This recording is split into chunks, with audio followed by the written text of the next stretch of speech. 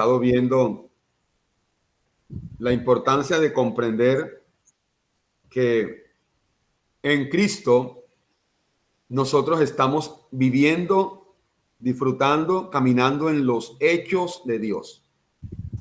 Vimos la diferencia entre hechos y promesas, que una promesa era algo que se esperaba, que se requería fe para que se cumpliese, pero que un hecho era simplemente una realidad que ya estaba presente y que lo que se requería era conocer el hecho para poder accesar a ese hecho y disfrutar ese hecho.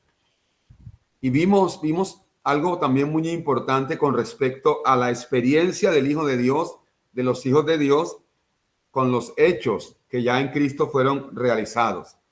Es decir, tenemos que también transicionar de la obra de la cruz a una experiencia con cada cosa que el Padre en Cristo llevó a cabo para su pueblo, para su cuerpo.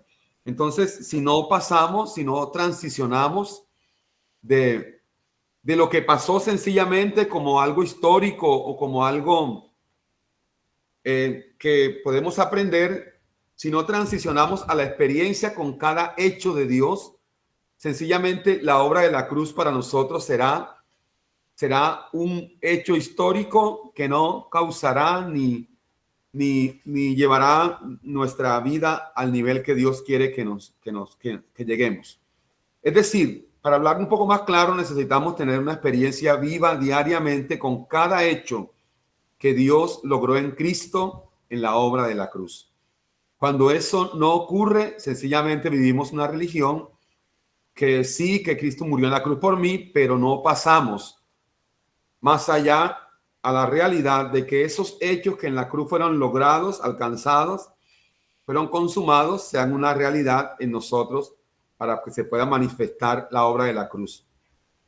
El apóstol Pablo también decía en cierta ocasión que él se propuso predicar a Cristo y a este crucificado. ¿Qué significa eso? Que el mensaje del evangelio es lo que pasó en la cruz. Y cuando el mensaje del evangelio se transmite desde lo que pasó en la cruz, entonces habrá una resurrección en cada hombre o mujer que experimenten una experiencia, valga la redundancia, diaria, lo que pasó en la cruz. Habrá una resurrección constante. La resurrección, que también es un hecho de la cruz, la resurrección es un acto constante que se lleva a cabo en nosotros permanentemente. Vale entonces decir que no es suficiente con saberse el versículo de Efesios 2:6 que dice que el Señor juntamente con Cristo nos resucitó. No es suficiente. Es que esa resurrección sea una experiencia en nosotros. Que esa resurrección realmente nosotros la estemos experimentando. Porque si bien Él nos resucitó espiritualmente, que estábamos muertos, pero esa resurrección tiene que tener un efecto en nuestra alma y en nuestro ser integral, de manera constante, de manera permanente y de manera persistente, hasta lograr lo que Dios realmente ha querido lograr en nosotros, en nuestra alma, y es que Cristo sea incrementado y tenga una expresión maravillosa en nosotros. De manera, mis amados, que les doy una cordial bienvenida a esta escuela que se llama Aprendiendo Cristo o Aprendiendo a Cristo, no aprendiendo de Cristo, sino aprendiendo a Cristo, que la palabra dice. Entonces, bienvenidos a esta escuela y vamos a continuar con la temática.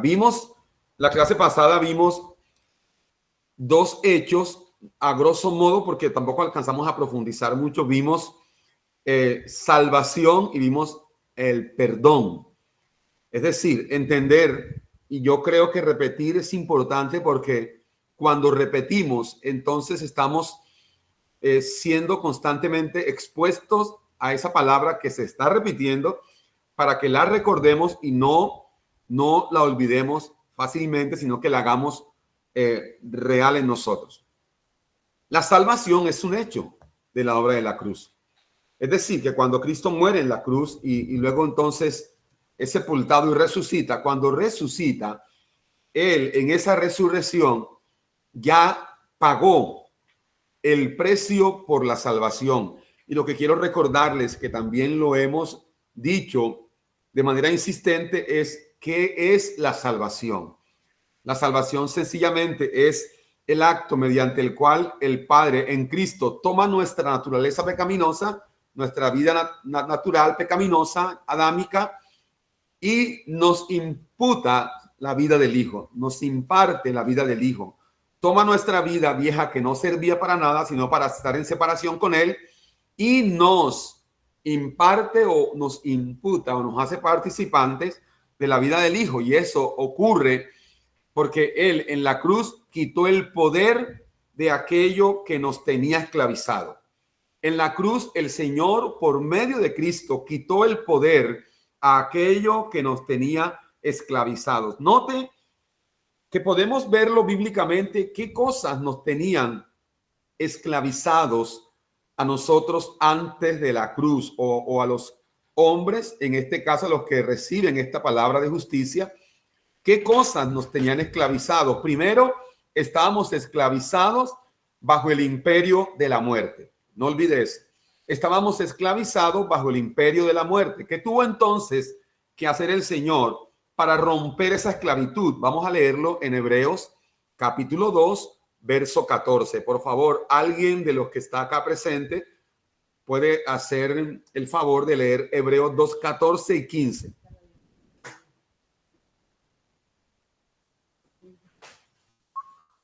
Hebreos 2, 14 y 15. Sí, señora Rubis Ramírez, bienvenida. Buenas noches para todos. Vamos a leerlo. Dice, ¿de qué me perdió? 15. Ay. Dice, y librar a todos los que por el temor de la muerte estaban... Rubí, 14, 2, 14 y 15. 14, ¿verdad?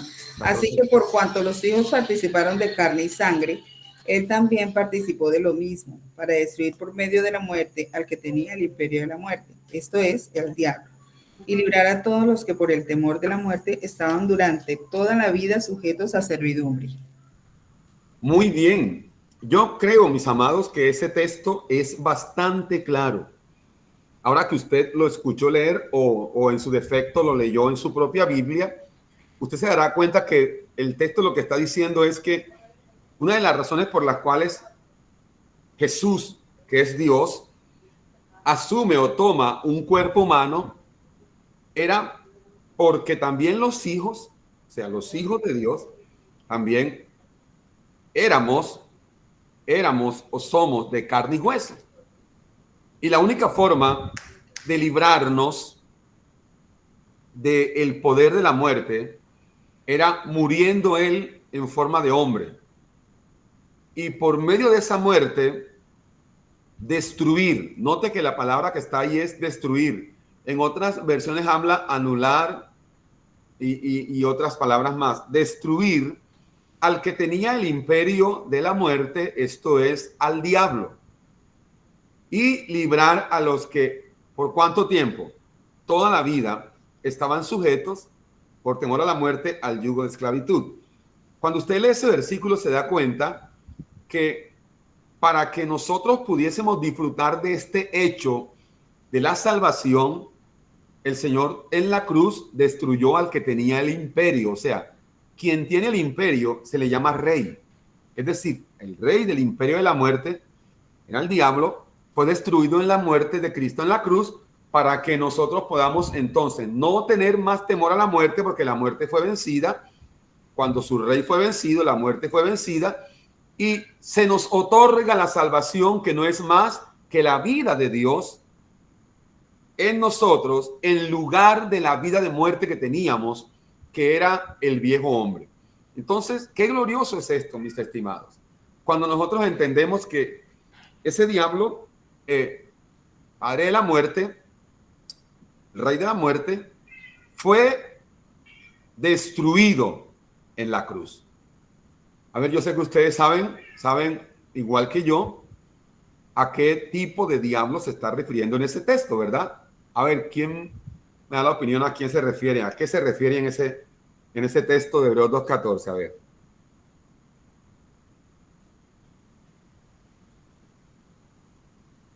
Qué silencio tan bonito. Pastor, a la ignorancia, a la mente ¿cómo se dice? De la naturaleza pecaminosa, ¿no? Naturaleza pecaminosa. Muy bien, Yurley. Ahora, bueno, ya esa pregunta que hice, pues respondió Yurley, otros no han respondido. Voy a hacer otra pregunta. La Biblia dice en Romanos 5 que por un hombre entró la muerte al mundo. ¿Por cuántos hombres? Por uno. A ver, pregunto, ¿cómo se llamaba ese hombre? Adán. Adán, muy bien, Adán. Romanos 5 es clave en todo eso. Nos habla que por un hombre entró la muerte al mundo, que es Adán, pero por otro hombre entró la vida, que es el espíritu vivificante o el postrer, Adán. Si por Adán entró la muerte, es decir, el que trajo la muerte al mundo fue Adán, entonces Adán era el rey del imperio de la muerte. ¿Sí me explico? De manera que el diablo que habla en Hebreos 2:14 es la naturaleza adámica, porque todos los que nacimos de Adán para acá, todos nacimos bajo la naturaleza adámica, hasta que el Señor en la cruz, ¿qué hace? Destruye a ese diablo. Esa naturaleza adámica que heredamos de Adán es lo que la Biblia llama en este pasaje de Hebreos 2:14, llama diablo. Entonces, espero que haya quedado claro, mis amados. ¿Ok? Que haya quedado claro que el diablo que el Señor destruyó en Hebreos 2:14 era la naturaleza adámica o lo adámico. ¿Por qué? Porque lo que separó al hombre de Dios fue la naturaleza adámica de pecado que adquirió el hombre cuando Adán muere por causa de su desobediencia. Es decir, porque Dios no podía tener comunión con el hombre, porque cuando Dios miraba a la tierra, miraba a Adán. Y Adán ya no estaba en Dios, estaba muerto. Dios miraba al muerto, miraba a un muerto. Entonces, a la humanidad muerta, como dice Efesios 2:1, en delitos y pecados. Entonces, para que Dios pudiese ver, escúcheme esta expresión, ver al mundo que él amaba, para que lo pudiese ver, debía ser quitado ese ropaje, debía ser quitado ese viejo hombre.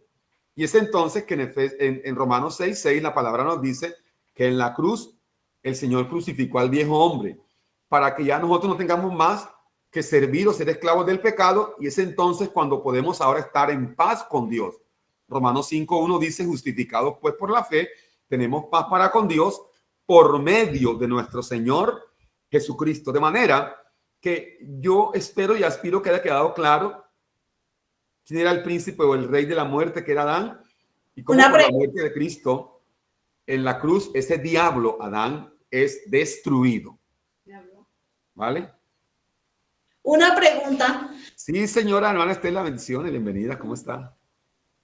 Amén, gracias. Entonces, ¿dónde queda Lucifer? ¿Qué papel juega? O sea, entonces, ¿qué papel hace Lucifer? O sea, ¿qué papel queda en los demonios y esos ángeles caídos? Hermana Estela, lo que pasa es que no todos los lugares en la Biblia donde aparece la palabra diablo se refiere a lo mismo que nosotros entendemos o que nos han enseñado. ¿Sí me explico? Es que el nombre diablo, y de hecho el nombre Lucifer, ese sería otro tema que nos salimos del tema, pero escúcheme, le voy a dar un adelanto. ¿De qué textos bíblicos sacamos nosotros que Lucifer era un ángel de luz, que se le robó a Dios la tercera parte de los ángeles, y Dios no se dio cuenta, el hombre a las espaldas de Dios hizo una rebelión? Esa es una doctrina corriente que hay en la iglesia, y la fundamentan en 2 capítulos de la Biblia, de Ezequiel 28 y de Isaías 14. Pero cuando usted hace un estudio concienzudo, contextual de esos pasajes, Isaías 14 habla del rey de Babilonia y Ezequiel 28 habla de Adán, no habla de ningún Lucifer, habla de 2 reyes. Entonces hay que hacer una pregunta: ¿de dónde sacaron las personas que a Dios se le reveló un querubín? Si no hay nada ni nadie que en el trono de Dios pueda hacer algo a espaldas de Dios sin que Dios se dé cuenta. Cuando la Biblia dice, habla de querubín protector, le está usando un epíteto para uno de los reyes de Babilonia, ¿sí? Que tenía una posición de honra ese rey. Luego Dios lo destruye, lo tumba de allá, porque era un rey que llevaba a la gente a apartarse de Dios. Es decir, lo que quiero que sepan es que Lucifer es un asunto, el diablo de Hebreos 2.14 es un asunto, los principados, demonios, potestades de Efesios 6.10 es otro asunto, y así. Poco a poco vamos a ir entendiendo estas cosas, yo se las voy a ir explicando. ¿Que existen los demonios? Claro que sí existen. ¿Sí me explico? ¿Que existen las fuerzas de la oscuridad que gobiernan a los que están en tinieblas? Claro que sí existen. Eso es innegable. El detalle es que el diablo de Hebreos 2.14 no es Lucifer, ni es los demonios, es la naturaleza adámica. ¿Quedó claro, hermana Estela? ¿Por ahora? Yo quedé como la Sí, hermana señor, Estela por perfecto. ahora. Ese Bueno, tema espere, que queda no escuché el que pendiente. hablaron dos al tiempo. ¿Cómo es, Estelita? Sí, señor, perfecto, entendí. Bueno, muy bien. Ahora sí creo que la otra que habló fue Alice. ¿Qué dijo Alice? La otra que habló, sí, la hermana Aldi. Ok, hermana. Pastor, es que, bueno, si lo que usted dice no se puede entrar a ese tema porque, pero yo no creo que la hermana Estela yo creo que quede como la hermana Estela, pendiente con ese tema. Ah, bueno. Porque usted pues está aclarando que el diablo del que está hablando no es Satanás, ¿sí? Hebreos 2.14 no. Exacto, se está aclarando eso, lo está aclarando, pero ya ese otro tema, la pregunta que hizo la hermana, estaba por hacérsela yo también, porque ese tema sí siempre fue muy complicado para mí. Yo duré mucho tiempo con eso en mi cabeza, de porque si en el cielo no hay nada, o sea, porque él se tenía que revelar. Entonces, pero ese tema, bueno, no le voy a hacer la pregunta para no meternos en otro tema.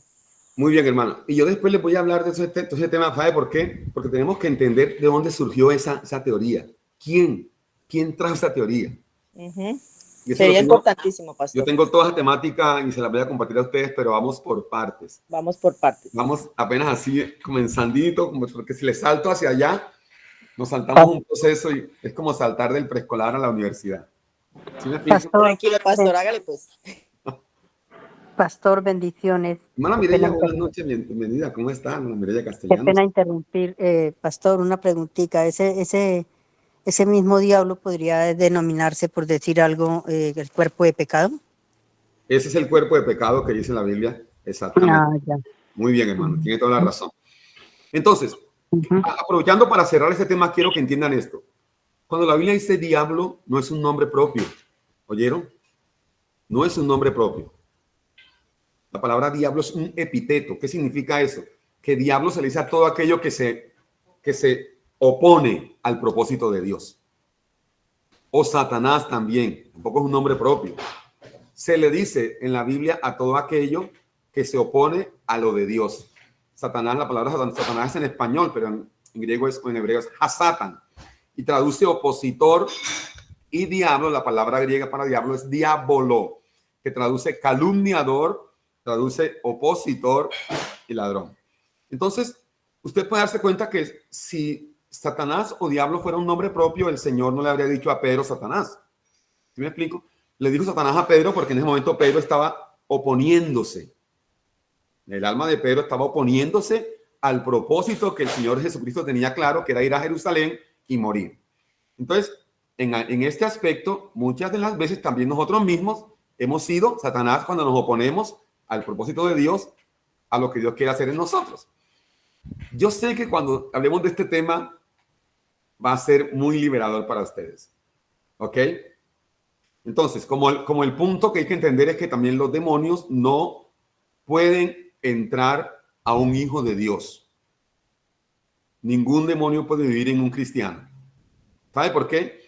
Si el cristiano realmente ha entendido que Cristo habita en él y ha estado en el proceso de muerte, porque no puede vivir Dios y los demonios en una misma casa. Es imposible. Mire, donde el Señor habita, hermanos, no hay diablo, no hay demonio que pueda habitar. Entonces, desde este punto, desde esta premisa, esos hermanitos que en las congregaciones cada 8 días están revolcándose y vomitando y gritando como endemoniados, ellos no conocen ni tienen idea de lo que es la vida de Cristo. Pero si usted tiene claro, está creciendo, está aprendiendo a Cristo como vida real, usted tiene que saber que los demonios no pueden entrar en usted. ¿Qué dijo hermana Mireya? Se la pasan continuamente en liberación. Exacto, se la pasan cada 8 días liberando a los mismos hermanos. A los mismos hermanos. Eso no es más que una distracción de las tinieblas. ¿Para qué? Para que no se predique el verdadero evangelio y la gente siga ahí atada a eso, y eso es simplemente algo que no tiene nada que ver con la realidad de Dios en Cristo.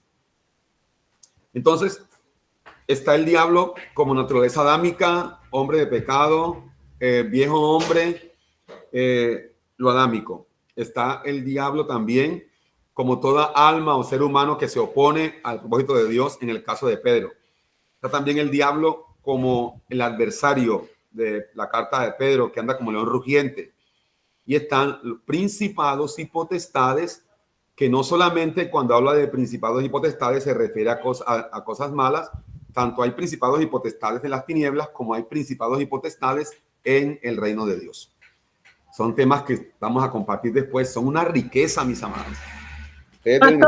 Pastor, una pregunta. Qué pena. ¡Ay! Me fui. Espere que me fui. Espere que me salió de acá. ¿Me salió? Aquí la escuchamos bien. No, ahí está, tranquila. Ahí está. Bueno. La pregunta es, o sea, cuando hablamos de Satanás, hablamos que tiene que ver con lo que se opone al propósito, ¿cierto? Exacto. Entonces, todo lo que se opone al propósito, entonces en este caso, nosotros podemos también decir que Satanás, pongo un ejemplo, puede ser también una cosa que está creando obstáculos, por decir algo. De pronto yo voy a pasar al otro lado, pero encuentro algo ahí en el camino, una roca que me impide pasar. Entonces, en este caso, la roca también podría llamarse o referirse en términos de Satanás, porque en este caso se está oponiendo al propósito mío, que es pasar al otro lado, ¿cierto? O sea, no solamente hablamos de personas, también pueden ser cosas que se oponen. Hermana Arelis, con respecto a cosas u objetos, la Biblia no nos señala que sean opositores al propósito. Son aquellas cosas que tienen vida en sí misma. ¿Sí me explico? Que tienen vida en sí misma. Personas, sistemas de maldad, ¿sí? Estructuras mentales, o sea, pero no nos habla en sí, digamos, que una roca puede ser, porque una roca simplemente está ahí y yo podía cruzar por otro lado y ya. Entonces, más que todo son cosas que tengan vida en sí mismas. ¿Sí me explico? Que tengan la capacidad de oponerse propiamente a ese propósito que Dios tiene para con nosotros, o que quiere que nosotros hagamos. ¿Vale, mi estimada? Sí, señor. Mire que no puedo salirme de acá. Ay, me tocó salirme. Ya entro otra vez. Bueno, entre. Yo veo que Ruby levantó la mano. Ruby es la que está como Otto, porque la cuenta es de Otto, pero Ruby la administra. Ruby, sí, pues quería decir eso, que de pronto todo eso que se pone, digamos, como las estructuras, te refieres como a, ¿cómo se llama eso? Tradiciones, creencias, ¿cierto? Todo aquello que dice la palabra en la segunda carta de Corintios, capítulo 10, dice que tenemos que derribar toda fortaleza. La palabra fortaleza habla de una estructura mental que está compuesta, efectivamente, Rui, por paradigmas visuales, auditivos, sensoriales y verbales. O sea, las cosas que yo he oído, las que me han dicho, las que he sentido. Es decir, esas cosas pueden también ser tradiciones en las cuales a mí me han criado. Si tú dices, es que a mí me enseñaron así la Biblia, a mí me enseñaron que Lucifer es esto y yo creo en eso, pues estás en una tradición que se va a oponer a que seas libre, a que el propósito de Dios se desarrolle en ti. Tradiciones, estructuras, paradigmas, normas, culturas, entre otras cosas. Personas, sistemas. Entonces, desde ese punto, mis amados, nosotros no podríamos, escúcheme bien, no podríamos estar diciendo hoy que tenemos la salvación de Dios si el Señor no hubiese destruido en la cruz al diablo del cual estamos hablando. No solamente al diablo Adán, sino al diablo en todo su aspecto, ¿vale? Al diablo como demonio, a los demonios. Todos fueron derrotados. Ellos no tienen poder sobre un hijo de Dios. Es más, el Señor Jesús antes de morir dijo, ya viene el príncipe de este mundo, pero él nada tiene que ver en mí, nada. O sea, y mucho menos en el cuerpo de Cristo. Es decir, tiene que estar bien claro, bien claro. Entonces, desde esa premisa que estamos compartiendo, deben los hijos de Dios estar reprendiendo diablos. Cuando veamos lo siguiente, la Biblia nunca dice reprendan al diablo. Ningún texto dice reprendan al diablo. La Biblia dice resistid al diablo.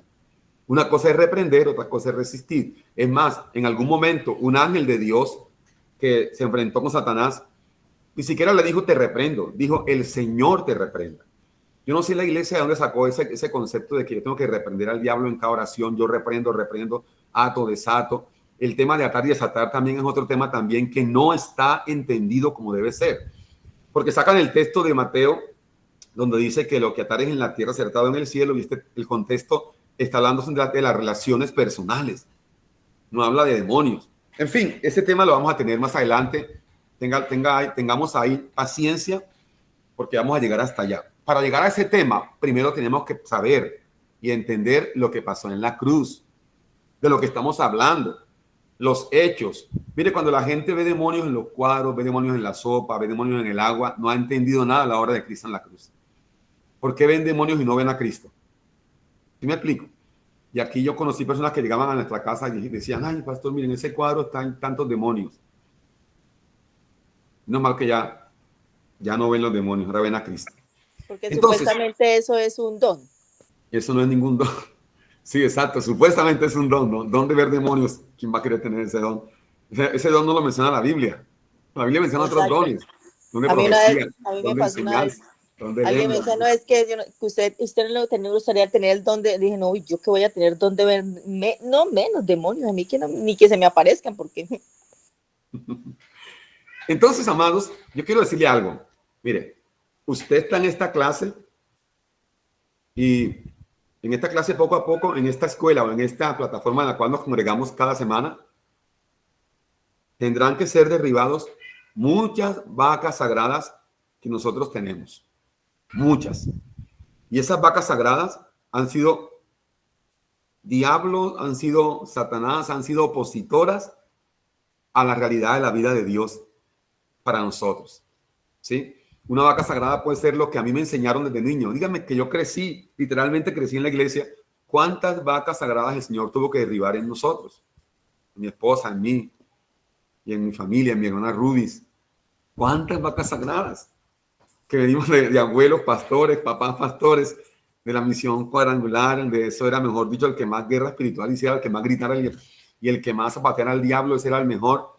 Imagínense cuántas cosas el Señor tuvo que hacer en nosotros para enseñarnos que si su obra en la cruz no fue completa, entonces el evangelio no es una realidad. Voy a repetir esto. Si la obra de Cristo en la cruz no es completa para nosotros, entonces el evangelio que predicamos es falso. Porque el evangelio se sostiene en el fundamento de la obra de Cristo en la cruz. Eso es lo que marca la diferencia. Y fíjese que eso es la obra de la cruz, la palabra de la cruz es lo que poco se predica. Es el tema que menos predicado. Y si lo predican en Semana Santa, las 7 palabras, pero no se predica como algo real y como una vida real. Pablo dice, perdón, hermano. Pablo dice, mis amados, ahora sí, Pablo dice que en 1 Corintios 1 que el evangelio, la palabra de la cruz, obviamente es locura. Es locura para los que se pierden. Y esos que se pierden, no está hablando del hombre natural que no conoce a Cristo, está hablando de gente que está en la iglesia. Que se pierden, ¿por qué? Porque son carnales, según el contexto. Entonces, la palabra de la cruz tiene que ser predicada y nosotros tenemos que, escúcheme, orar para que el Señor alumbre los ojos del entendimiento y que la palabra de la cruz sea una vida real en nosotros. La palabra de la cruz en nosotros es la que nos lleva a vivir en una vida de continua muerte y resurrección, muriendo todo lo que se quedó del viejo hombre como vestigio en nuestra mente y resucitando. Cada área que morimos, a cada área que morimos que no es de Dios, ahí hay una resurrección de la vida del Espíritu en esa área.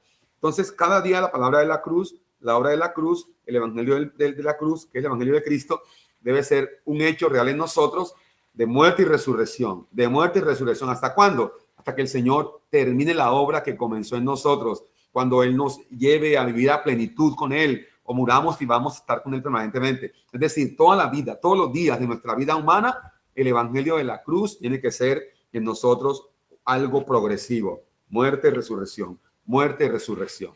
Entonces, amados, el primer hecho que vimos hace la semana pasada, ese hecho es la salvación.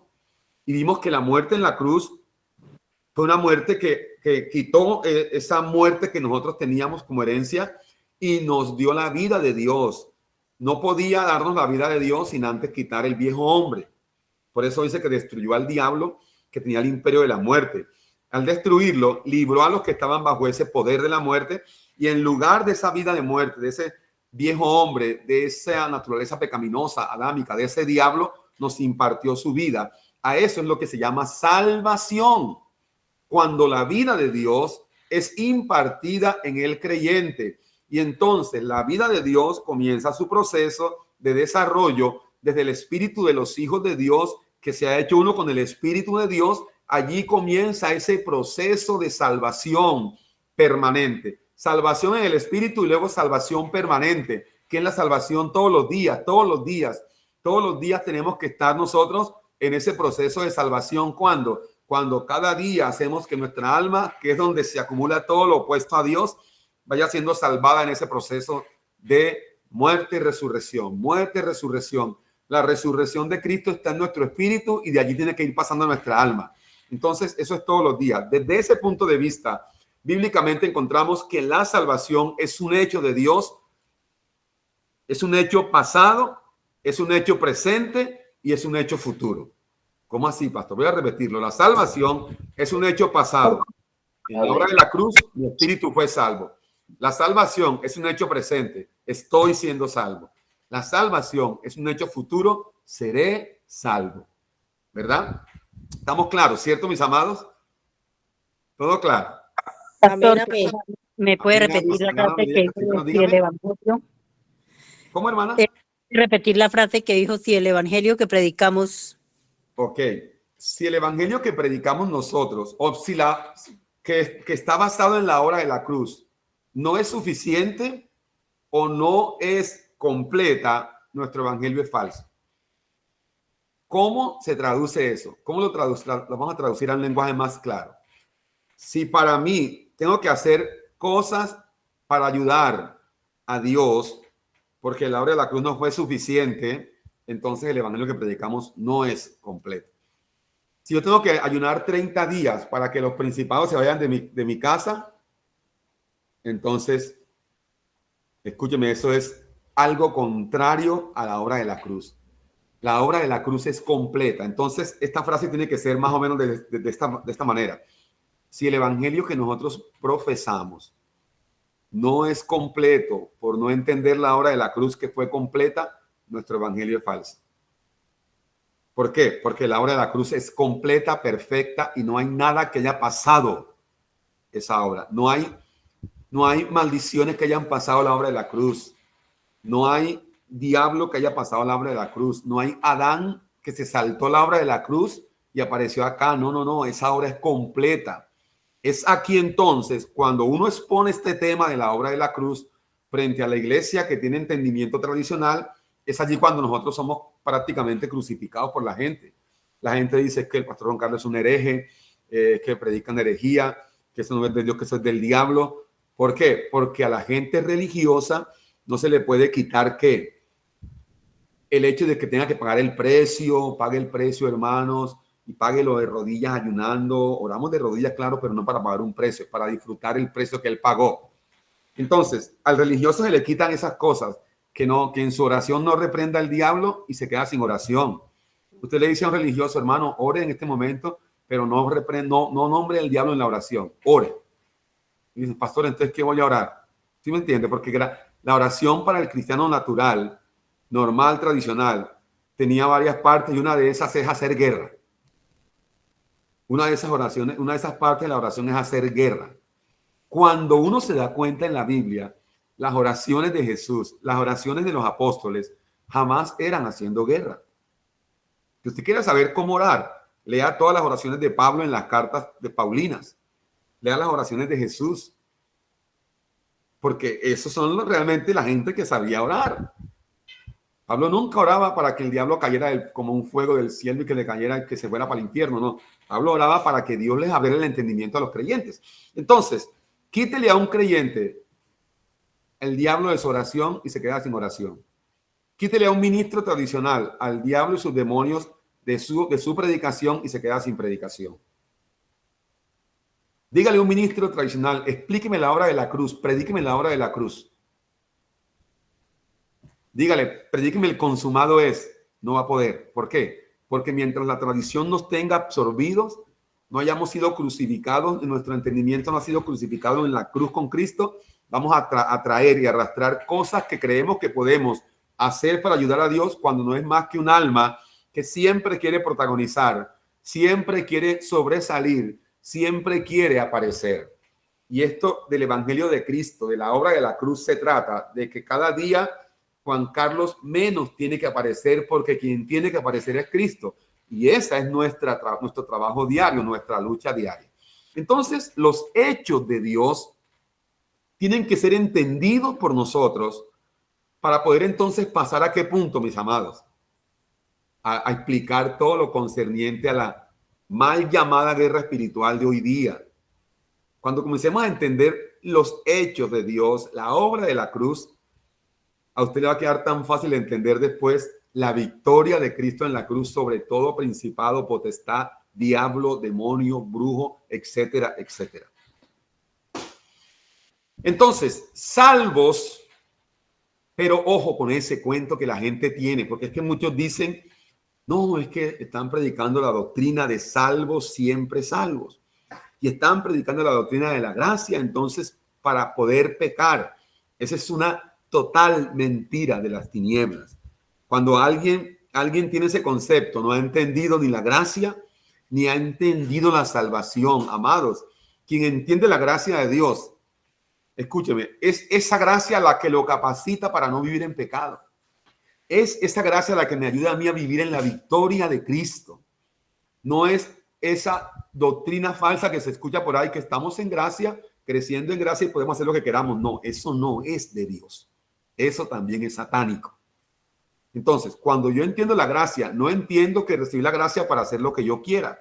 Pablo dice en Romanos 6:1, entonces, ya que hemos recibido la gracia de Dios, perseveraremos en el pecado para que la gracia abunde. Y Pablo responde, en ninguna manera, porque los que han muerto al pecado, ¿cómo entonces van a vivir en él? Es imposible. O sea, lo que Cristo en la cruz hizo, que es que yo fuera mi viejo hombre fuera crucificado con él, es imposible volver a resucitar ese viejo hombre y vivir en el pecado. Quien vive en el pecado no ha entendido y tiene su alma y su mente que totalmente cautiva. Entonces, la salvación sí es un hecho, claro que sí. La salvación es un hecho. Y la salvación es un hecho posicional, pero también es un hecho en la vida cotidiana y práctica, y será un hecho en el futuro.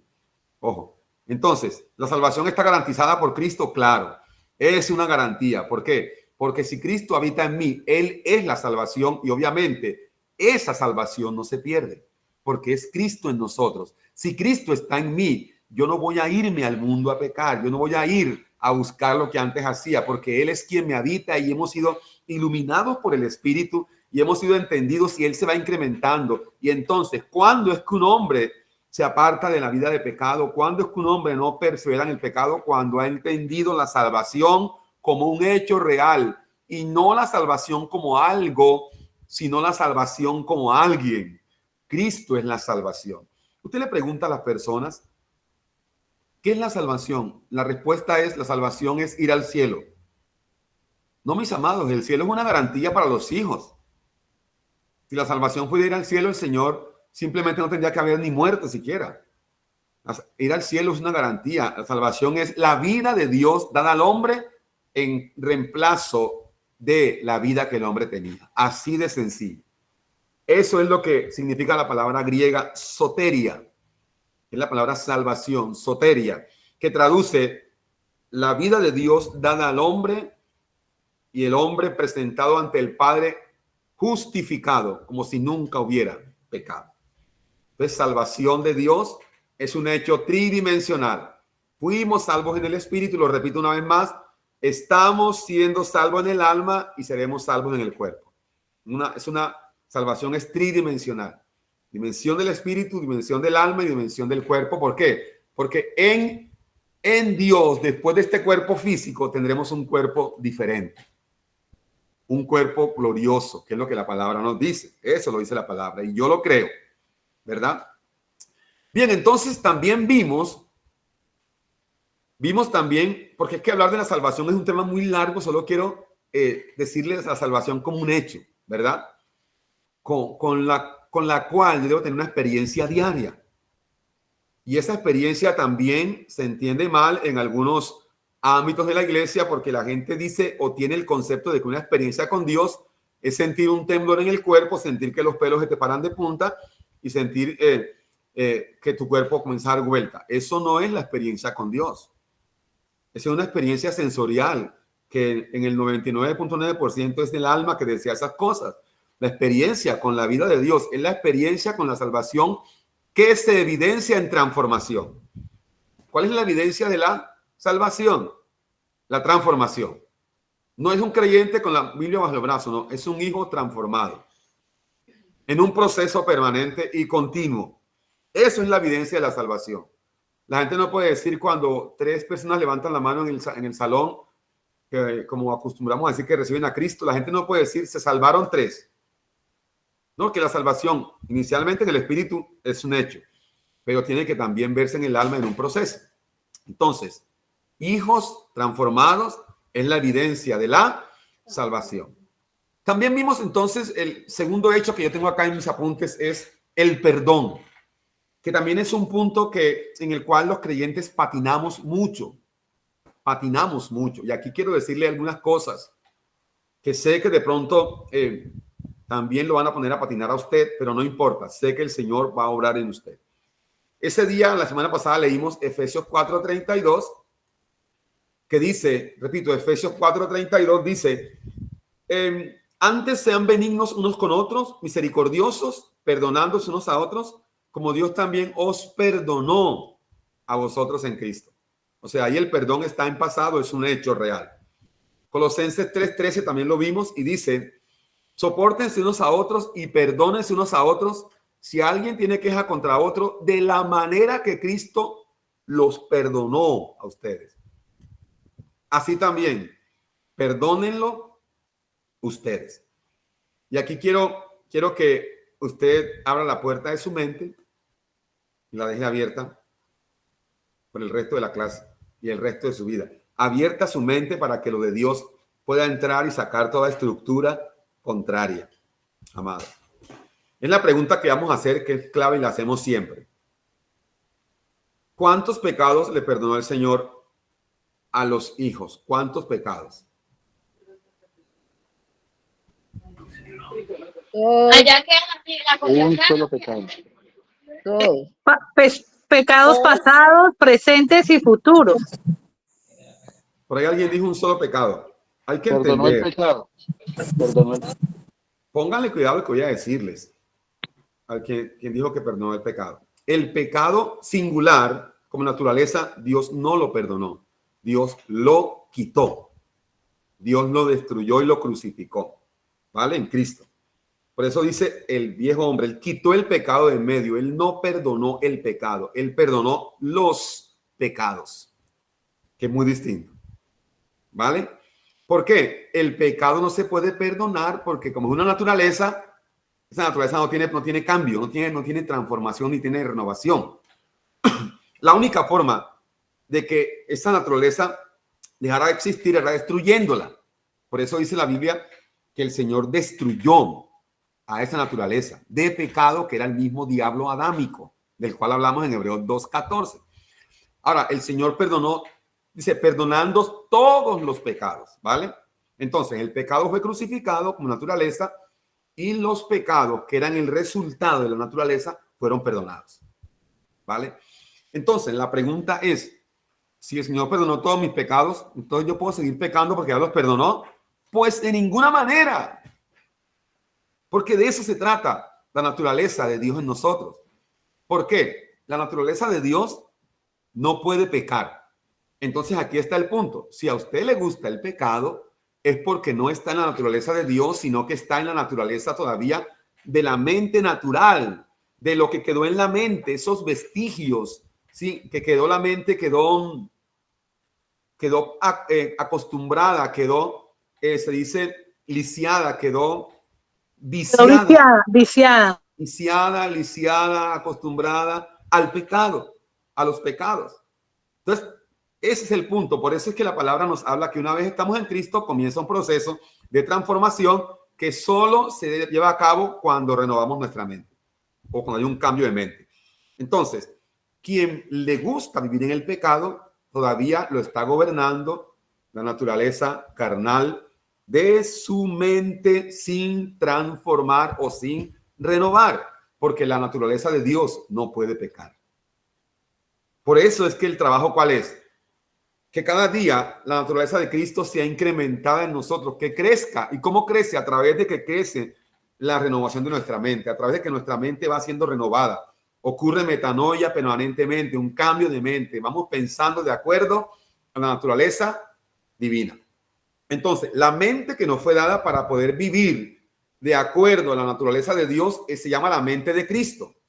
Y la mente de Cristo está alineada a la naturaleza de Dios, son una misma cosa. Entonces, no puede un creyente tener la mente natural, carnal, y vivir en la naturaleza de Dios porque hay un cortocircuito, no funciona.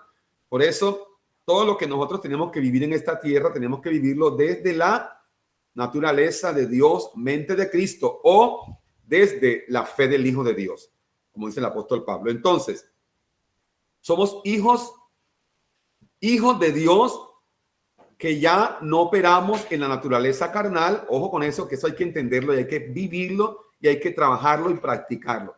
Ya no operamos de manera que si la naturaleza de Cristo está en mí, que es Cristo mismo, a él.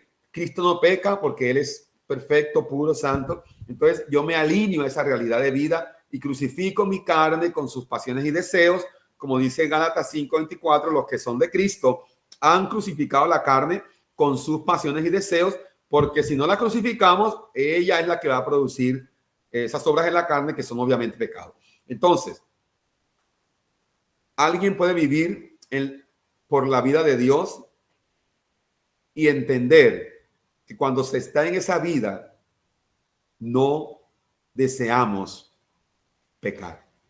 No deseamos pecar, porque es la vida de Dios la que nos gobierna. Aclaro una vez más, si usted desea el pecado, es porque lo que lo está gobernando no es la vida de Dios, sino la vida almática sin gobierno de Dios. Por eso le estoy diciendo que lo quiero que llevar a un desafío, mis amados, que todos tenemos que llevar. Y tenemos que ser, por eso dice la Biblia, sed vigilantes, sed pues sobrios. ¿Por qué seamos vigilantes y sobrios? Porque si uno no es vigilante y sobrio, de repente puede crecer la naturaleza almática, el alma, sin alinearse a Dios, sin gobierno de Dios. Y uno puede creer que está en Dios, en Cristo, pero está gobernado por el alma, ¿no? Vigilante, siempre vigilante, con un filtro, que todos nuestros pensamientos, ideas, intenciones y deseos sean pasados por el filtro de la cruz. Porque ahí la cruz es la que filtra todo. Ese deseo que tienes en tu corazón que puede parecer ser bueno, pero cuando lo pasas por la cruz se quema. Si no es del Espíritu, se quema. Todo lo que no es del Espíritu se quema en el fuego de Dios, en el fuego del juicio de la cruz. Todo lo que no es del Espíritu se quema en el fuego del juicio de la cruz. Lo que es del Espíritu pasa todo fuego, pero lo que es del alma se quema, no se sostiene. Entonces, ¿cuál es el trabajo nuestro ahora? Caminar, trabajar, colaborar con Dios para que la vida de Dios cada día vaya absorbiendo lo demás en nosotros. Esto es claro. Y esto se llama Evangelio de Cristo. El Evangelio de Cristo no es que yo entre semana, la verdad, hice ochas y panochas, como dicen en mi tierra, y el domingo oré y empaté. No, no, Señor. El Evangelio de Cristo se trata de hombres y mujeres que portan a Cristo porque son miembros del cuerpo de Cristo y que están gobernados por la cabeza.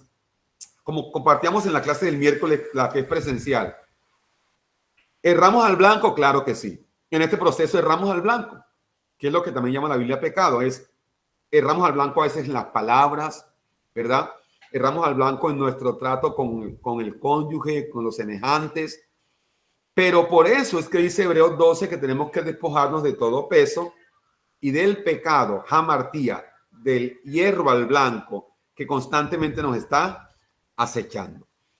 Entonces, mis amados, el perdón de Dios es un hecho, pero ahora pasa una cosa muy importante, es que ese perdón de Dios tiene que ser revelado en cada uno de nosotros.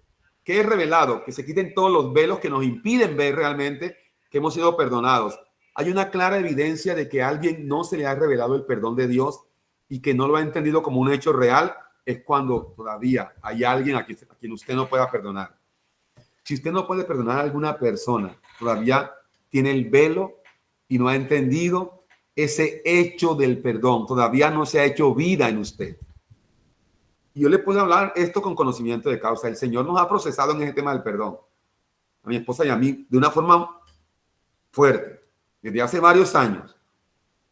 Porque como uno como predicador o ministro de Dios predica el amor de Dios y no puede perdonar a alguien, ese es un problema serio, eso es una cosa, eso sí es del diablo, eso sí es hechicería, eso es totalmente, eso no es vida de Dios. Si uno es expuesto a esta palabra de justicia, el perdón de Dios como un hecho tiene que revelarse en nosotros y cuando se revela se convierte en vida y sale para todos. Por eso yo no sé si esto está tocando tu corazón, pero entonces si todavía te cuesta perdonar, que tu oración sea: Señor, alumbra los ojos de mi entendimiento para que yo sepa, para que se me revele el perdón de Dios. Note lo que la Biblia dice, varios textos que tenemos acá.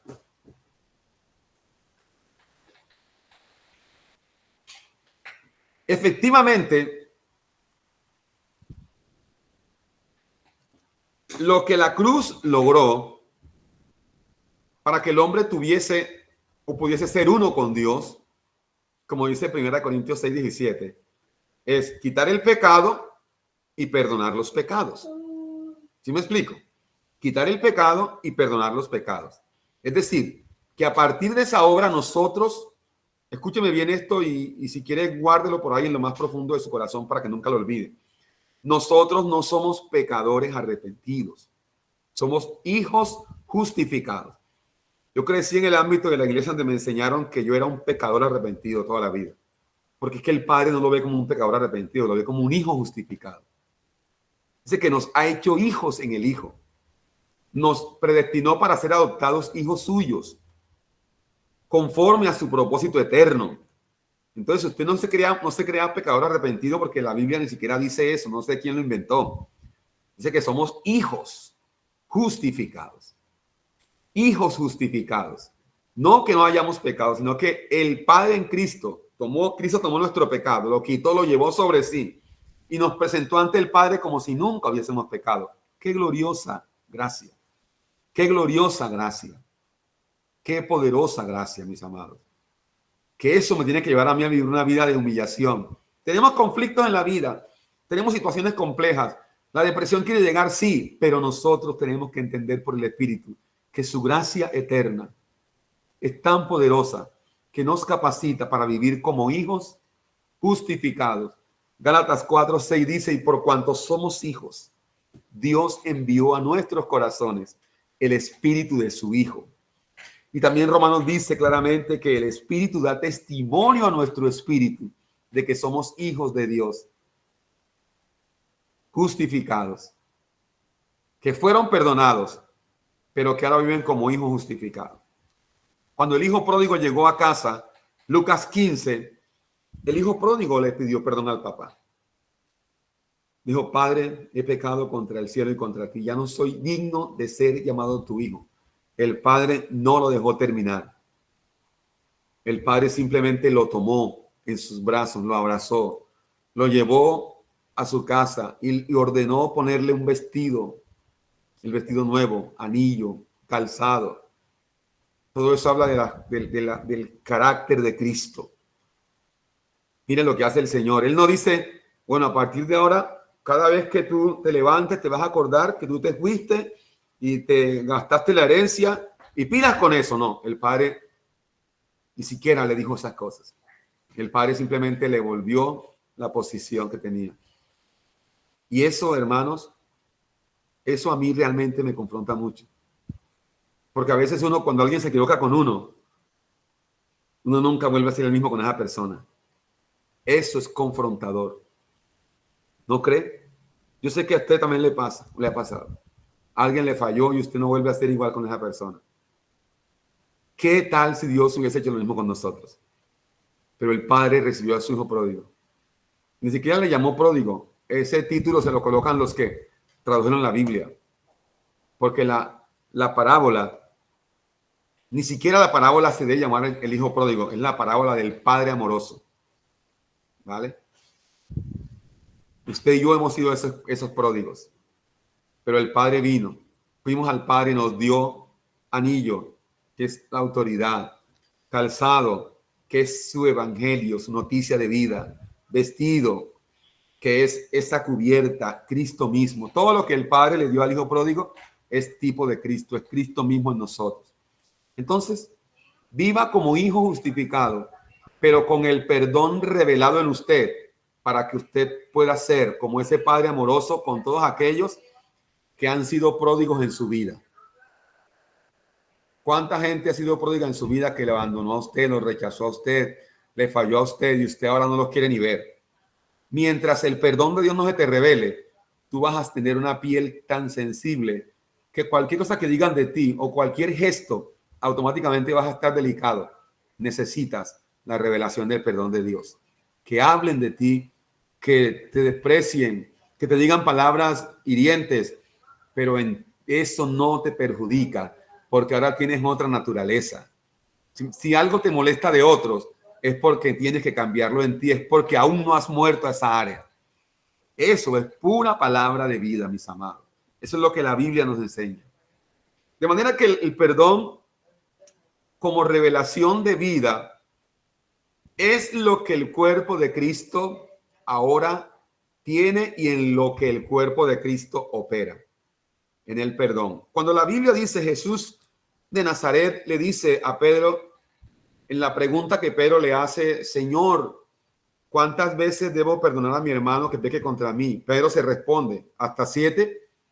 Jesús le dice, no te digo hasta 7, sino hasta 70 veces 7, que ya les he compartido que es la conjugación de la perfección de Dios.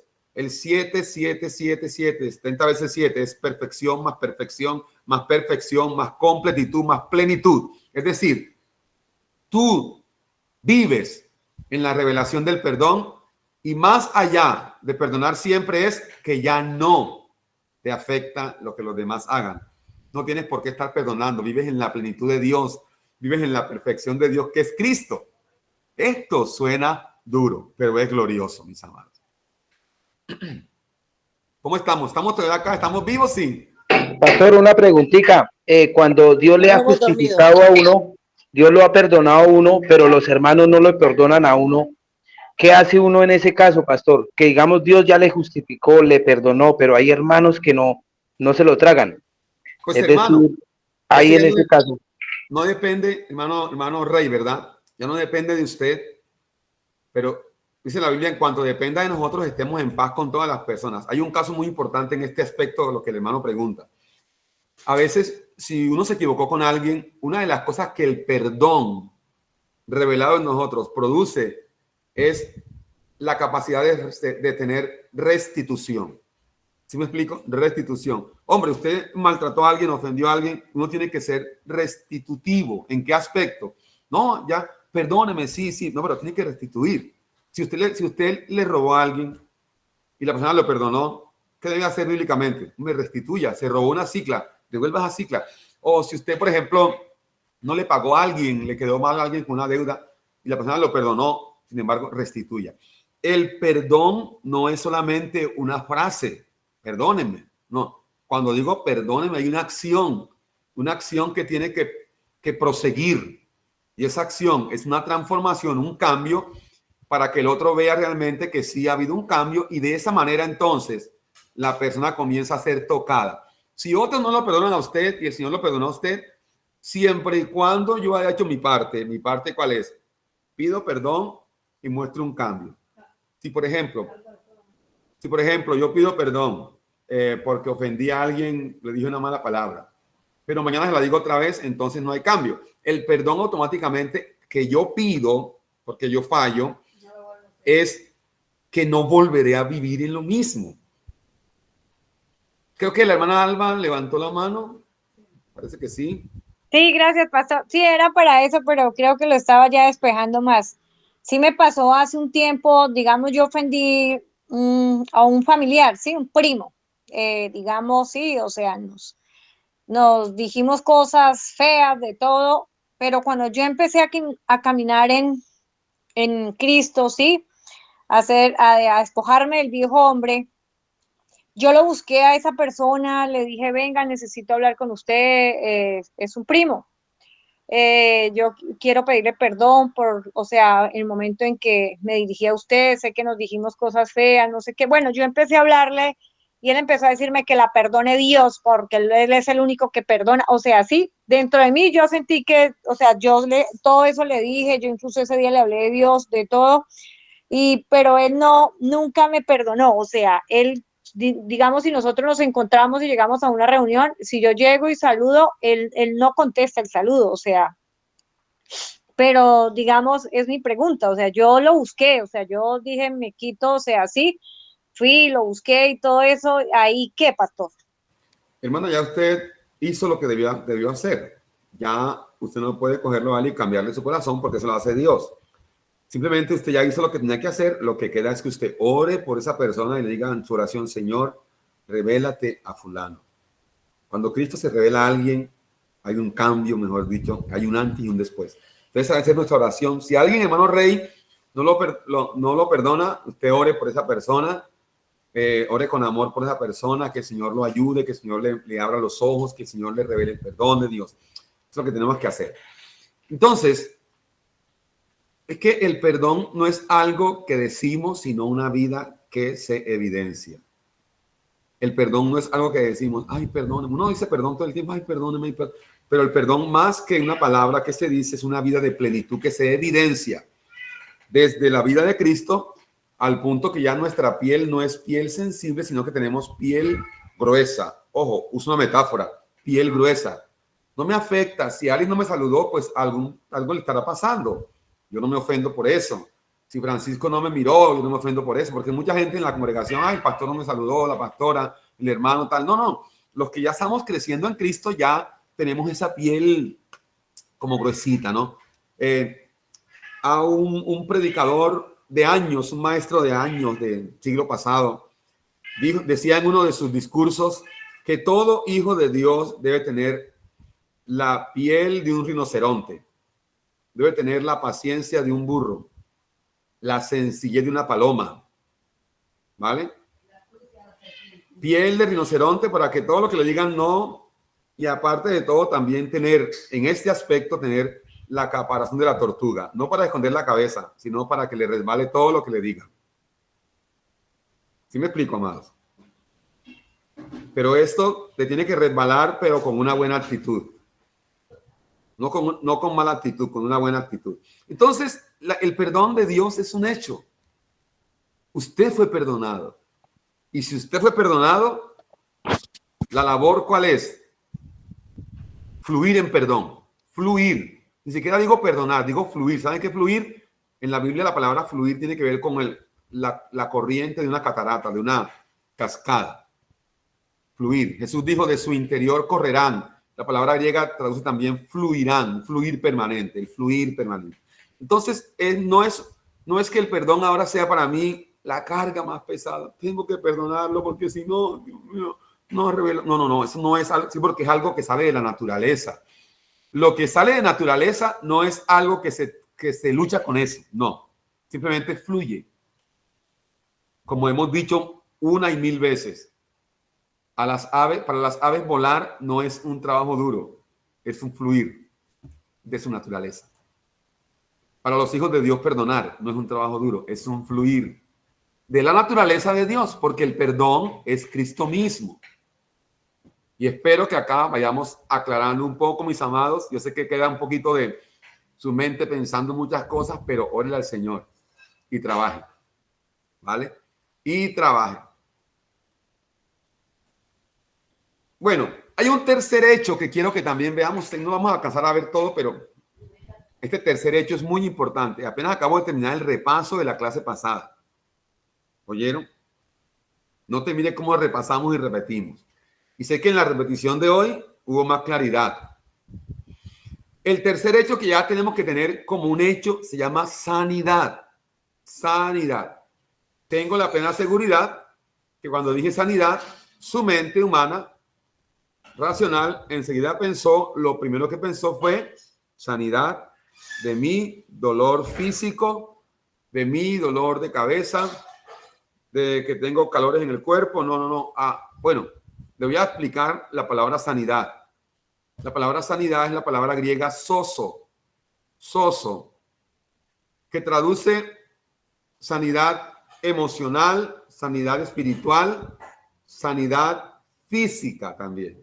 Es decir, la palabra sozo del griego traduce sanidad integral. Integral.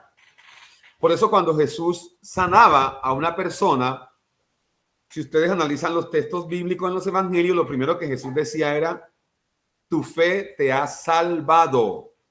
Porque la sanidad de Dios no comienza por el cuerpo físico, comienza por la salvación eterna en el espíritu. Aquella mujer que tenía el flujo de sangre por 12 años, ya saben, conocen la historia. Lo que Jesús le dijo a ella fue, mujer, tu fe te ha salvado.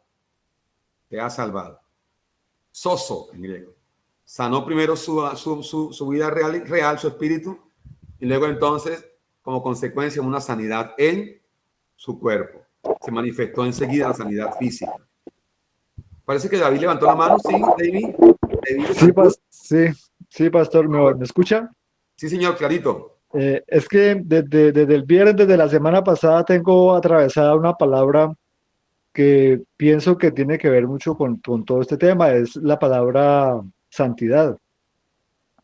La santidad, ¿cómo la podemos aplicar en esto? Porque pues la palabra dice que sed santos como yo soy santo.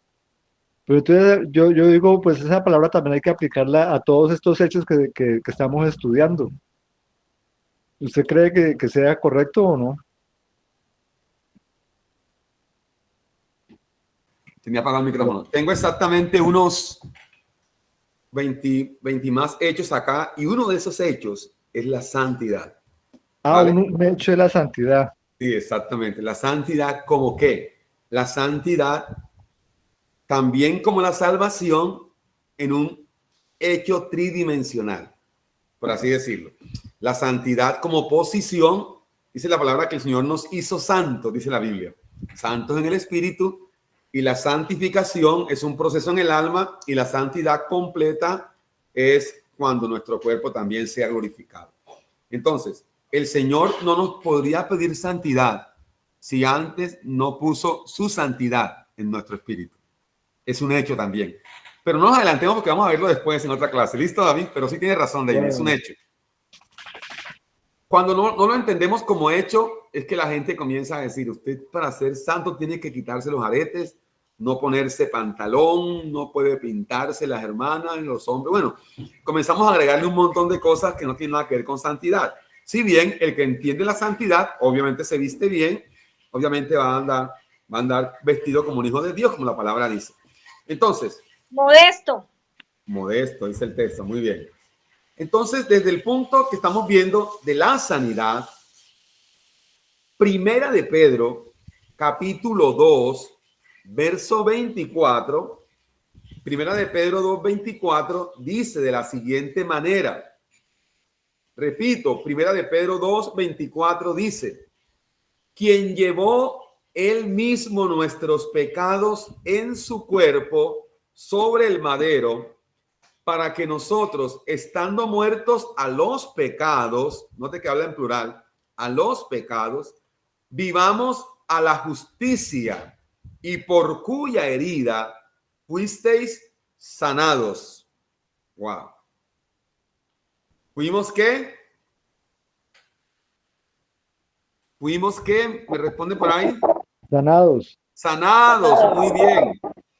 Y como les decía, sanidad es integral. Lo primero que Dios hizo fue sanarnos al resucitar nuestro espíritu. Entonces, sanidad y salvación en la Biblia son prácticamente la misma cosa. Porque la palabra sozo también quiere decir salvación, ¿vale?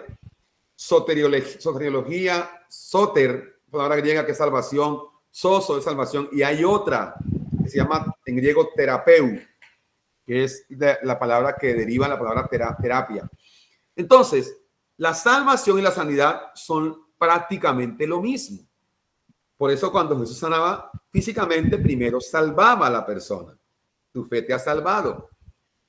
Le dice a la mujer, tu fe te ha salvado, vete y queda sana de aquel azote.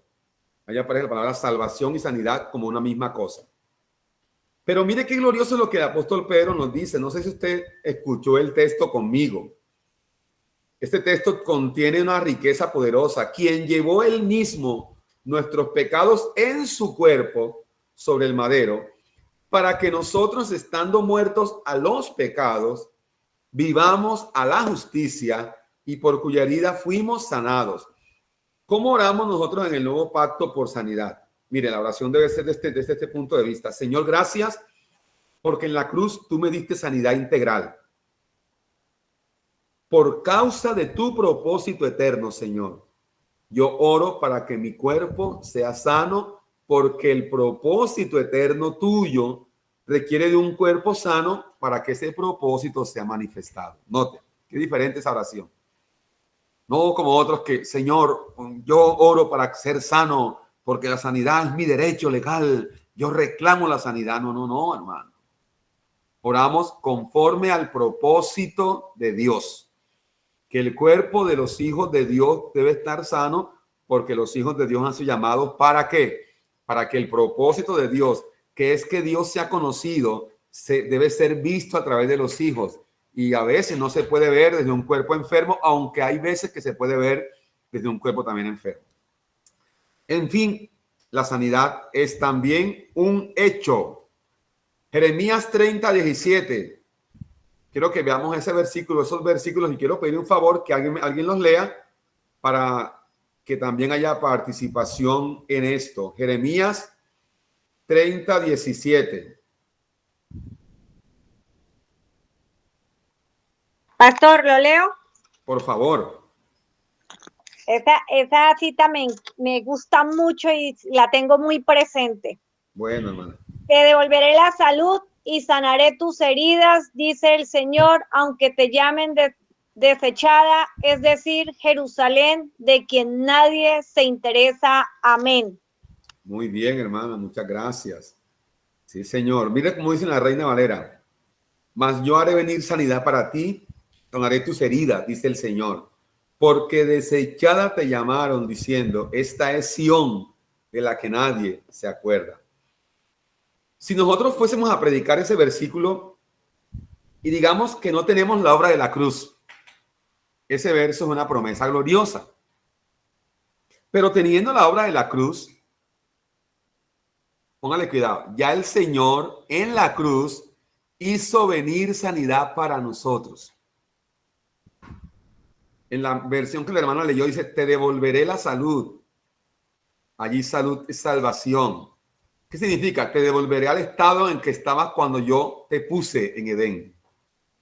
¿Sí me explico?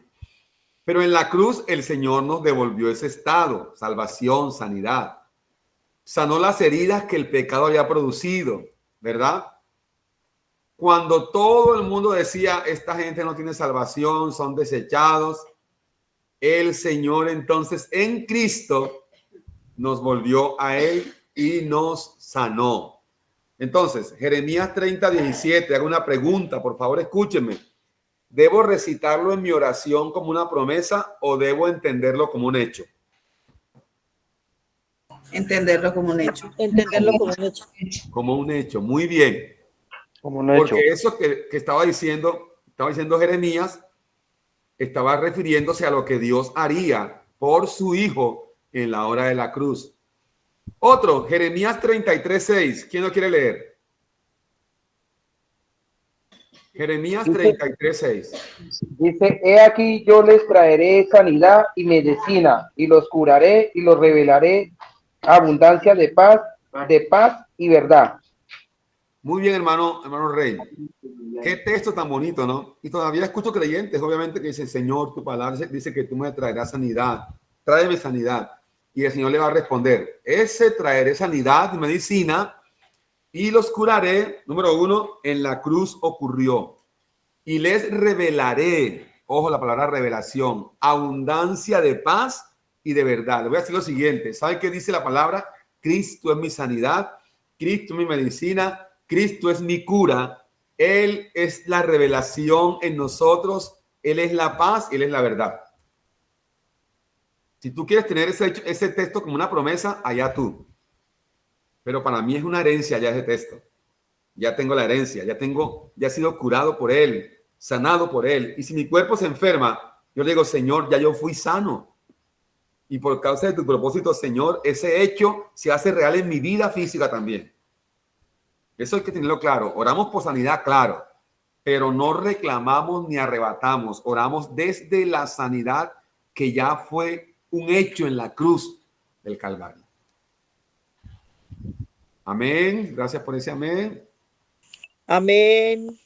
Ezequiel, y terminamos con este. Ezequiel 47:8. Ezequiel 47:8. Es muy conocido ese versículo, ese capítulo. ¿Quién lo tiene? ¿40 y qué, pastor? Yo lo tengo. 47:8. A ver. Y me dijo, estas aguas salen a la región del oriente y descenderán al Arabá y entrarán en el mar y entradas en el mar recibirán sanidad las aguas. Wow, qué bonito. Aquí les voy a poner este punto. Cuando Jesús dijo, el que cree en mí de su interior correrán ríos de agua viva, estaba diciendo que esas aguas que pasaban allá en Ezequiel 47, que salían de la casa de Dios, según ese capítulo de 47 de Ezequiel, la casa de Dios ahí es la iglesia, las personas.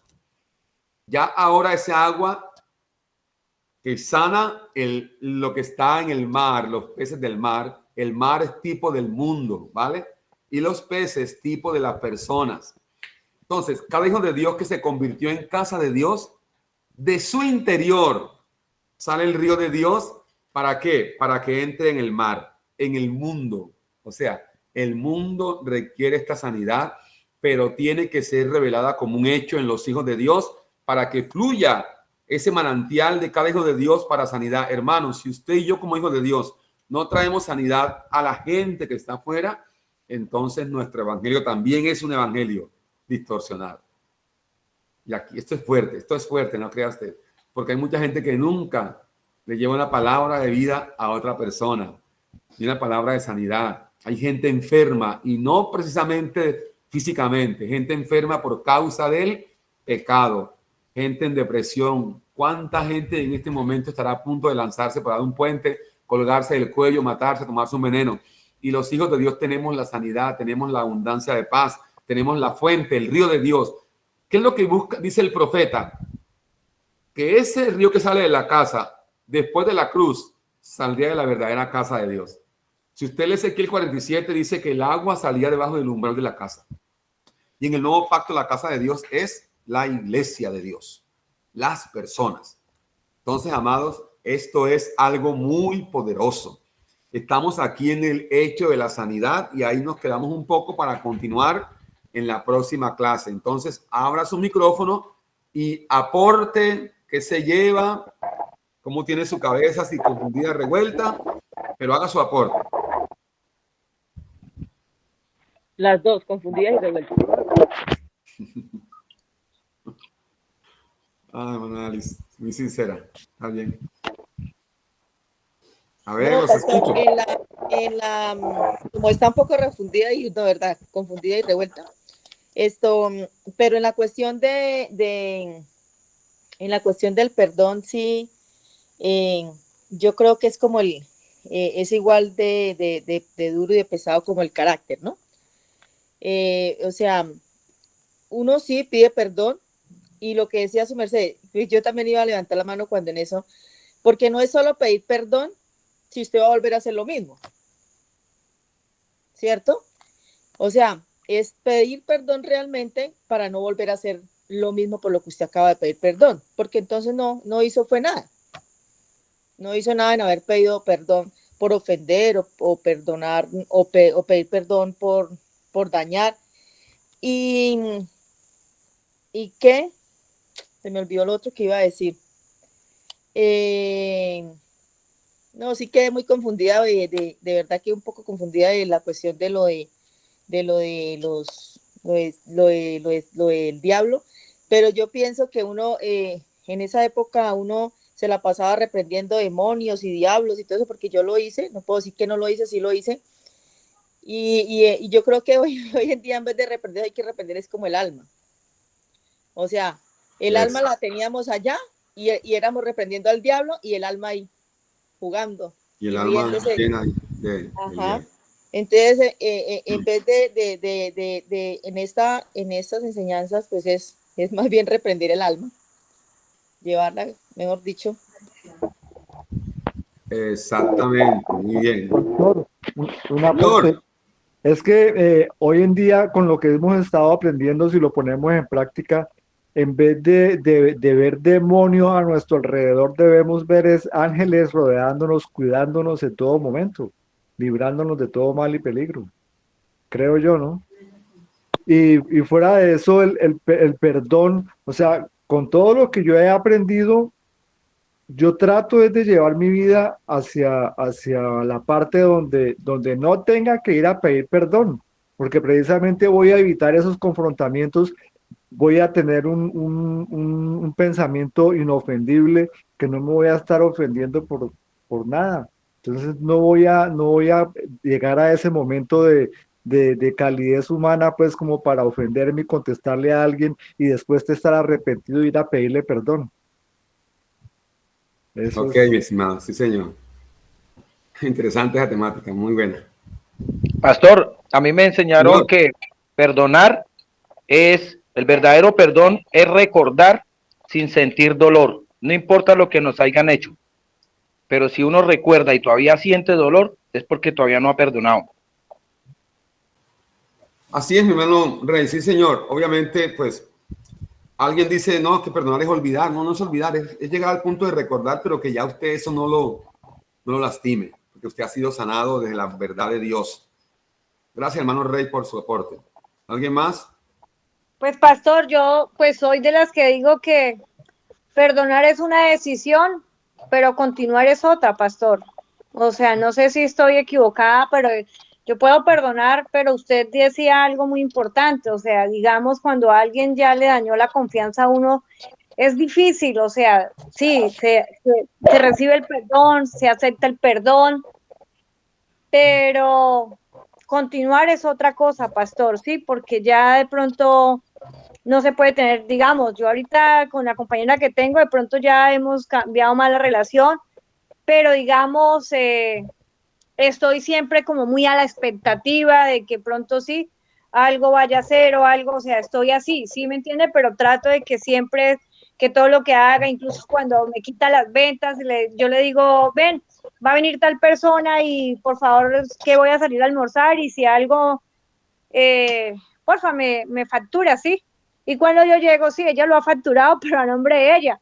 Entonces a mí no me da ni mal genio, me da risa. Le dije, ven, pero tú, ¿por qué lo hiciste si te lo recomendé? Ah, yo no sé, y se pone a alegar. Entonces yo me quedo en silencio y no digo no. O sea, yo tengo mi bendición y ya.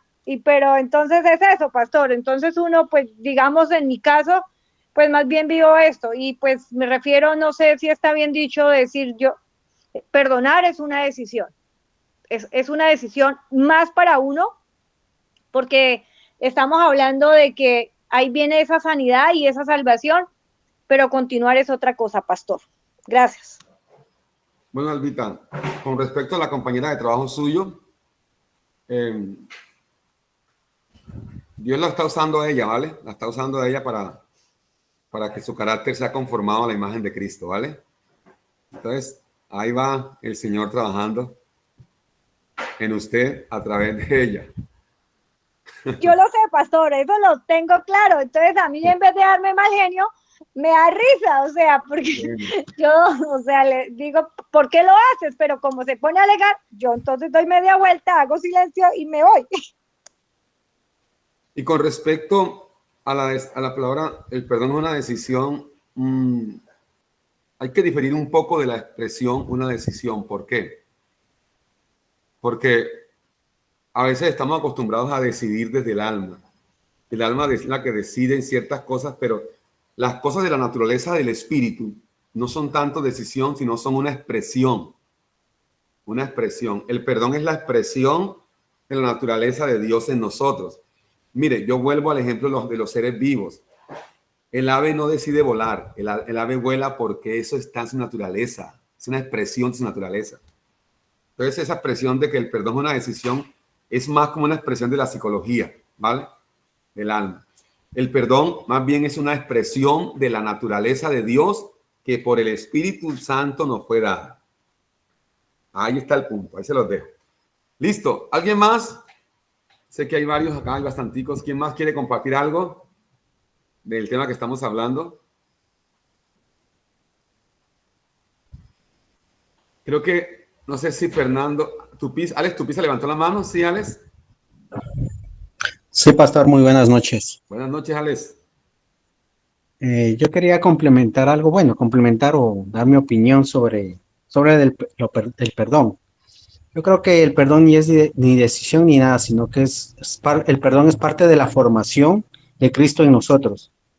Y tiene que haber esos roces para que el perdón se vaya perfeccionando, porque si tal vez evitamos, como dice el hermano David, yo me aparto, yo evito y eso, entonces no se está formando en Cristo en la parte del perdón. Simplemente está evitando pedir perdón a otras personas que le ofendan. Entonces eso no es. El perdón es el proceso, es parte de la formación donde debemos demostrar a Cristo. Una vez que nos cueste, al principio tal vez nos cuesta hablar, al principio nos cueste pedir perdón, al principio nos cueste aceptar el perdón, al principio todo cuesta. Pero ya cuando se va formando el Cristo en nosotros, ya el perdón es parte de nuestra vida, es parte de que si la persona me ha ofendido, yo no tengo por qué estarme molestando ni nada. Y si yo pido perdón y la otra persona no acepta, pues yo estoy en paz conmigo mismo y con Dios, ¿sí? Y la otra persona hará cuenta con Dios si él sigue bravo conmigo a pesar de que yo le pedí perdón. Entonces yo creo que no es ni la expresión ni nada, sino que es parte de nuestra formación. Exacto, no es una decisión, pero sí es parte de la manifestación de la formación de la vida de Cristo en nosotros. Excelente. Así es. Muy bien. ¿Alguien más? Porque cuando es una decisión, entonces el alma decide a quién perdonar y a quién no. Pero cuando es Cristo en nosotros, no discrimina. Es una manifestación. ¿Alguien más tiene un aporte? A ver, aquí aparecen, al comienzo teníamos como unas 20 más personas. Han ido saliendo, quedan todavía 17. Solo como 3 nomás han hablado. Antes de que su merced preguntara. Sí, exactamente, sí. Antes de preguntarse, fueron saliendo. No sé si Yurley, no sé quién más esté conectado por acá, no alcanzo a ver todos.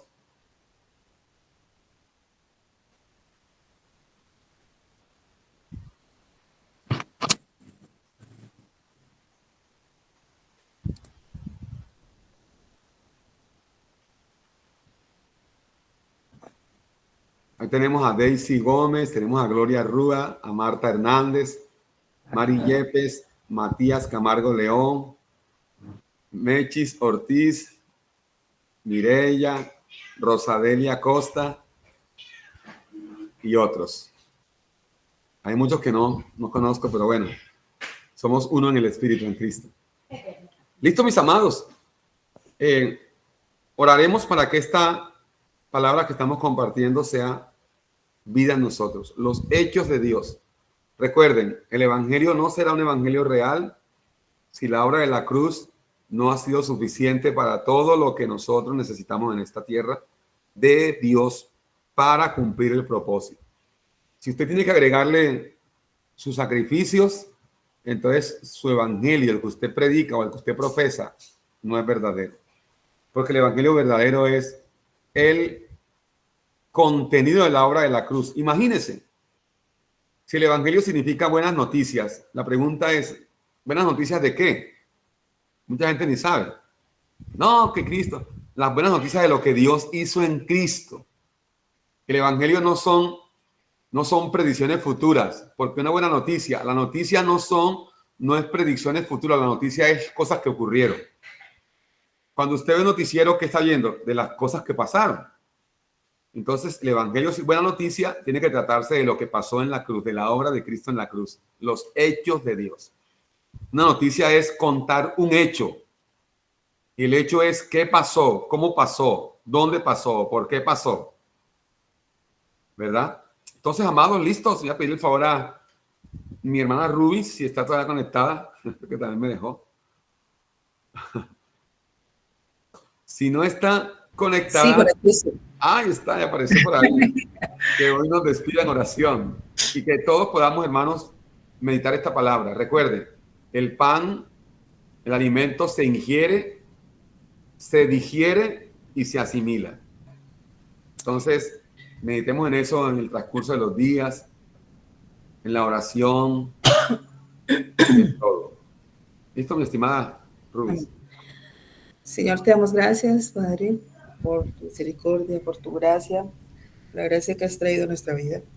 Gracias, Señor, por la sanidad como hecho que ya tenemos en nosotros. Señor, gracias, Padre, porque hemos entendido que como hijos justificados podemos vivir, Señor, portando la vida de Cristo con nuestra vida y caminando en esa constante salvación.